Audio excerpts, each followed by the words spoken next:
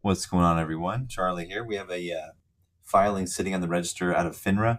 Now, this is SR-FINRA-2020-04, order approving a proposed rule change to adopt FINRA Rule 4111, restricted firm obligations, and FINRA Rule 9561, procedures for regulating activities under Rule 4111. So as you can see, this has been going on for quite some time.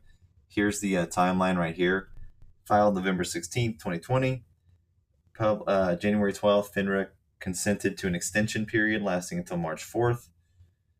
On December 4th, it was published to the register. And then on January 12th, it was extended till March 4th. And then on the 4th, they extended it until the 7th of May. And then on the 7th of May, FINRA consented yet again to another extension to July 30th. And then finally on the 5th, which is tomorrow, it's scheduled to be implemented into the Federal Register. So the description of this, FINRA's proposed rule change would adopt new Rule 4111 to address the risk that can be posed to investors by broker-dealers and their associated persons with a history of misconduct. And the super note linked to that says, as discussed more fully below, the proposed change would apply to firms who, based on statistical analysis of their prior disclosure events, including regulatory actions, customer arbitrations, and litigations of brokers, are substantially more likely than similarly sized peers to subsequently have a range of additional events indicating various types of harm or potential harm to investors. It would impose new obligations on broker-dealers with significantly higher levels of risk-related disclosures, including notably sales practice-related disclosure events, than other similarly sized peers based on numeric threshold-based criteria. Specifically, they're proposing to adopt the Rule 4111, or the restricted firm obligations, to require member firms that are identified as restricted firms to deposit cash or qualified securities in a segregated account, adhere to specified conditions or restrictions, or comply with the combination of such obligations. Interesting. Supernote 13 defines a restricted firm identified through the proposed multi-step process to have a significantly higher level of risk-related disclosure than similarly sized peers, and determined by FINRA to pose a higher degree of risk to the investing public. So they're basically looking out to identify high risk, highly exposed firms that are posing significant risk to the public, and they're proposing Rule 4111, where it basically requires a firm to deposit cash in the event they are determined to be restricted. So again, they keep talking about protecting investors, yada yada. They always like to say that. It said that this rule should create incentives for firms to change behaviors and activities, either to avoid being designated as a restricted firm or lose an existing restricted firm designation to mitigate FINRA's concerns. So FINRA observed that such firms and their associated persons often have substantial numbers of reportable events on their uniform registration forms. In such situations, FINRA closely examines the firms and registered representatives' conduct, and where appropriate, they will bring enforcement action to bar or suspend the firms and individuals involved. Yet to see that, all I see is really cheap fines getting slapped on them. And as I went through this filing, it gets progressively worse, because it says right here, however, FINRA states that individuals and firms with a history of misconduct can pose a particular challenge for FINRA's existing examination and enforcement programs. Specifically, examinations can identify compliance failures or imminent failures and prescribe remedies to be taken, but examiners are not empowered to require a firm to change or limit its business operations in a particular manner without an enforcement action. So they're saying, without first getting an enforcement action taken against you, there's no empowerment to require somebody to change or limit its business practice without documentation backing it. While these constraints on the examination process protect firms from potentially arbitrary or overly onerous examination findings, an individual or firm with a history of misconduct can take advantage of these limits to continue activities that pose risk of harm to investors until they result in an enforcement action. And then all the IDs are blank for some reason. Don't know why. This filing is not that great, honestly. Now, the proposed rule specifically would establish numeric thresholds. Basically, it's just a structure that identifies what makes them fall into that criteria of a restricted firm. It's all based on FINRA's interpretation, which I don't really like because I'm again never been a fan of FINRA. Thought they're a big part of the problem this whole time. Sorry, David Lauer. I just don't see any significance in any of the rules you propose. So, following a multi-step process of evaluating a member firm, the Department of Member Regulation would be permitted to impose on member firms it determines pose high risk to the investment public a restricted requirement deposit or a restricted deposit requirement, which basically all that is, it is a percentage of their net capital in excess of their net capital over the course of the previous 12 months or the next 12 months.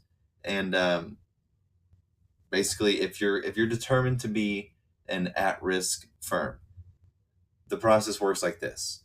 They determine if the firm's maximum restricted deposit meets the preliminary criteria for identification. Member firm proceeds to consultation with the department if that is the case. Now, in consultation, the department would seek to tailor a firm's maximum deposit to its size, operations, and financial conditions and determine the member firm's maximum restricted deposit requirement consistent with the objectives of the rule while not significantly undermining the firm's continued financial stability and operational capability as an ongoing enterprise over the next 12 months. During the consultation, the department would give the member firm an opportunity to demonstrate why it does not meet the preliminary criteria for identification, why it should not be designated as a restricted firm, and why it should not be subject to the maximum restricted deposit requirement. So while everything up to this point sounded great, now it's kind of like starting to backtrack a little bit. A member firm may overcome the presumption that it should be designated as a restricted firm by clearly demonstrating that the department's calculation is inaccurate because, among other things, it considered events that should not have been included. A member firm also may overcome the presumption that it shouldn't be subject to this deposit by clearly demonstrating that such an amount would cause significant undue financial hardship. No, you can't impose this because it's going to make me go into hardship financially. So I need to continue breaking the law so that I don't have to suffer. In summary, if they're found in violation and can't talk themselves out of it, they would be imposed a required restricted deposit that they must contribute. Now, pursuant to the rule, a currently designated restricted firm would not be able to withdraw all or any portion of its restricted deposit requirements or seek to terminate or modify any restricted deposit requirement, conditions, or restrictions that have been imposed pursuant to this rule without prior written consent of the department. Now, the other rule they're imposing, procedures for regulating activities under Rule 111 and amendments to Rule 9559. Basically, 9561 would establish new expedited proceedings that would provide an opportunity to challenge any requirements the department has imposed, including any restricted deposit requirements, by requesting a prompt review of the department's decision in the Rule 4111 process and address a member firm's failure to comply with any requirements imposed under that rule. In general, a request for hearing would not stay any of the Rule 4111 requirements imposed in the department's decision, which would be immediately effective. Basically, this is what I was talking about a second ago. There is one exception. When a member firm requests review of the department determination, they would have to deposit 25% of its restricted deposit requirement or 25% of its average excess net capital over the prior year while the expedited proceeding is pending. So basically, if they want to challenge the decision from FINRA to designate them as a restricted firm, they would have to deposit 25% either of their restricted requirement or 25% of its average excess net capital over the prior year while that proceeding was being taken into account. So this exception would not be available for a member firm that has been redesignated as a restricted firm and is already subject to previously imposed restricted deposit requirement, which it would need to keep the assets on deposit in the restricted deposit account until the Office of Hearing Officers, or NAC, issues a written decision. So basically, in essence, what does all this jargon mean? FINRA filings suck. I don't like them. They're boring. The proposal to establish a process in new Rule 4111 to identify member firms that present a high degree of risk to the investing public based on numeric thresholds of firm level and individual level disclosure events, and then impose a restricted deposit requirement, conditions, or restrictions on the member firm's operations, or both, will help protect investors and encourage such member firms to change their behavior. Don't encourage them, force them. Encouraging them will do nothing. Sorry.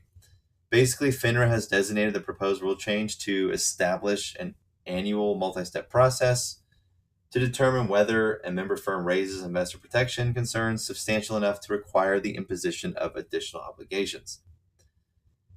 So that's in essence right there. This is basically it, right? Hold on. No, not yet. That was the multi-step process to determine whether a member firm raises investor protection concerns substantial enough. So they can raise investor protection concerns. They just have to be substantial enough to raise this flag here, while allowing identified firms several means of challenging FINRA's decisions and affecting the ultimate outcome. I'm done. I'm done with this FINRA crap. By the way, it's effective 180 days from tomorrow. Hey, you learned something. Stay jacked.